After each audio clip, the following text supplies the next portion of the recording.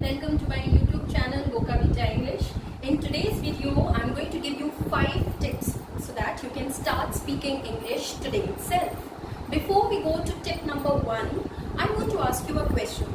Suppose you meet your old school friend in a social gathering or in a party and she asks you, "Hey sweetie, long time no see, where have you been?" And your mind start converting all the words in the native language, and from the native language start translating into English. And by the time you open your mouth to give an answer to that question, your friend has already left. It's too late. You know what the problem is? The problem is the lengthy translation process. So my tip number 1 is no translation. Yes, you don't have to depend on your mother tongue to translate each and every word into English and then give the answer. If you really want to be a confident and fluent English speaker, you cannot depend on your native language. You need not translate each and every word. Since childhood, we are in a habit of listening, speaking and hearing everything in our native language that invokes us to also speak in that language. So the first thing is you have to surround yourself with English language so that you are provoked to speak in English. How can you do that? You have to listen to a lot of English audios, English music, audibles, audiobooks that are available on the internet anytime you can go for it. You have to see a lot of English movies with subtitles in the beginning, and later on when you get a grip of the characters and how they are saying, their accent, then you can remove the subtitles. You have to watch a lot of English news channel. Yes, and then you try to imitate the English newsreader, you try to imitate your favorite character from the movie, and this is how you can surround yourself with English, and this is how effectively tip number 1 you can use it today. Coming to tip number 2. When you start reading a book in English or a novel or English newspaper, you always refer to a dictionary. Yes? Now, what do you refer to? You refer to a Hindi to English dictionary or you refer to a English to English dictionary. Most of us refer to Hindi to English dictionary because we find it is very easy and comfortable to understand. But whenever we learn the meaning of that word, that Hindi word or that basic word also rings in our mind, and that is a wrong way of learning.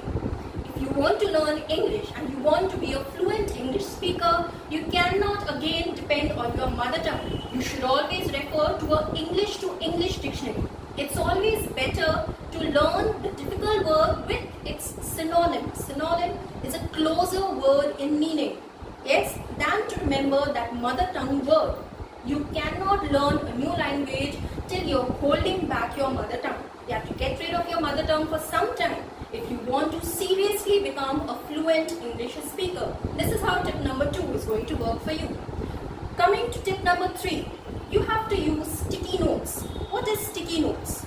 Short piece of paper that is sticky on one side and on which you can write any kind of instructions. That is a wonderful reminder for you to speak English all the time, because that again invokes your thinking that you have to think in English. In that sticky note, you can write instructions for yourself. You can write to-do list, the things you have to do. You have to think in English and make a list on the sticky note. That can be stick around your house anywhere. It can be in your bedroom. You can stick it in the kitchen of the dishes that you have to make, or about the recipe, about the ingredients. And also near your study table, if you have learned any new word, you can write the new word with the meaning or usage in the sentence, and you can stick it near your study table. Yes, it's a wonderful reminder and really works. It's an effective tip, and that can also help you to start speaking English fluently today. Once you train your mind, you train your senses that you have to think in English. Nothing can stop you from being a confident and fluent English speaker. Tip number 4 is imagine a situation and start constructing sentences. Imagine a situation. Now I brought for you 3 situations. Let's imagine situation number 1. Suppose you are waiting outside the doctor's clinic for your turn to come, and you find it's taking a lot of time. You can sit there and start constructing sentences based on the place, the people you see. You can describe anything you want. Suppose sitting outside the doctor's clinic. So, any sentence I can construct? Like example 1, the man sitting next to me looks quite familiar. Sentence number 2, look at the lady sitting there. She's wearing a beautiful sari. I'm very sure she has not bought it from the local market. Sentence number 3, the place is very crowded today. Maybe because it is Monday. Yes, so we have constructed successfully 3 sentences, and if you have been with me till here, I'm very sure you also in your mind might be imagining the doctor's clinic and constructing more than 3 sentences. It is possible that you can start speaking in English fluently today only if you have trained your mind to think in English in any kind of situation. Situation number 2, imagine that you're taking your kids out to a park. Park is a wonderful place. Yes? So the first sentence could be, what a wonderful place to hang out with kids. Yes?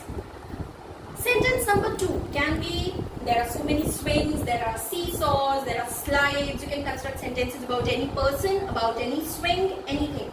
So your sentence number 2 can be, that boy in the blue shirt looks very naughty. Yes? Here naughty means maybe you have noticed that boy is not letting others play on the slide or the swing. So you can tell maybe he's very happy, they seem very happy. So you can construct a sentence as, the girls on the seesaw are having a great time together. That is sentence number 3. Yes? So you see how in any kind of situation you can ask your mind to construct the sentences and you can come out with wonderful results. Coming back to situation number 3. Situation 3 is, we all know that we are in a lockdown period, and suppose you are at home, your parents are not there and you're getting bored. Now sitting on a sofa watching television, what kind of sentences can you construct in your mind? Sentence number 1. Yes, such a boring day today. Sentence number 2. I wish I could meet up with my friends next week, maybe, or next Sunday. Yes, anything, as per your convenience. Sentence number 3.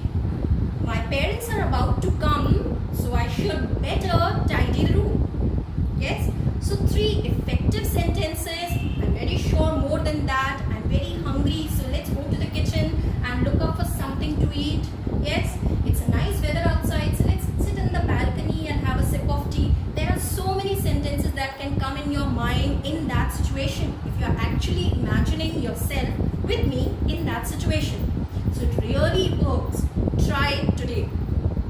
Coming back to next tip, that is tip number 5. Tip number 5 is using fixed phrases.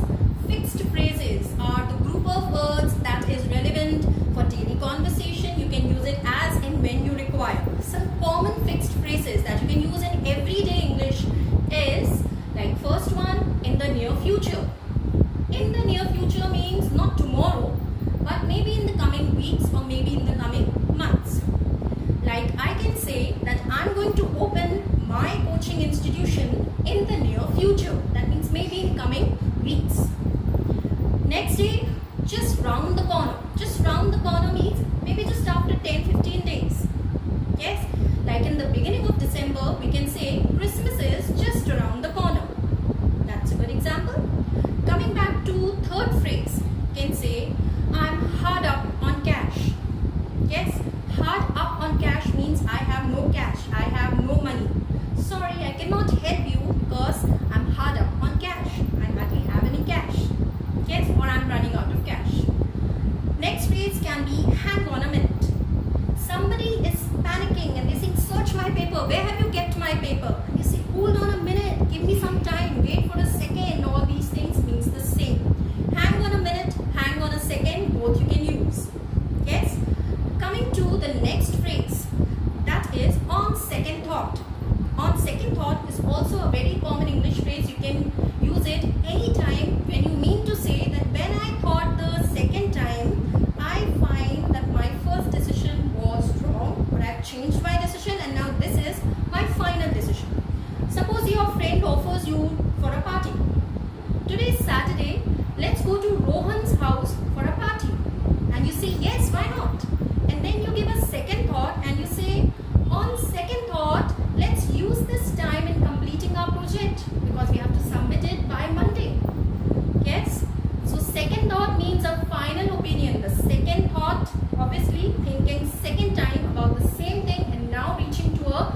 final opinion. These common phrases you can very well use in your daily English language, and you can see that how effective, how wonderful and how fun it is to speak in English, and you can start using these phrases today and start speaking in English fluently today.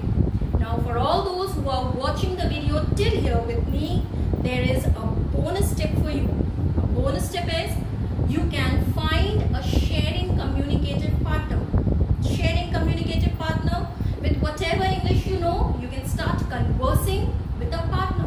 It can be your brother, your sister, your mom, dad, uncle, aunt, your neighbor. You can call up your friend if you don't find anybody in your house. But if there is a partner, it's better to communicate and check each other's mistake. Yes? Now, I have a question for you. Suppose you are stuck in a traffic jam. What kind of sentences can you construct in your mind? And how many sentences can you construct in your mind when you are stuck in a traffic jam? About people, about places, about the situation, about your feelings. There are so many things you already know. Yes? I want the answer in my comment box down. Thanks for watching, and I'm going to meet you every Wednesday and every Saturday. Do not forget to subscribe my channel, Vocavita English.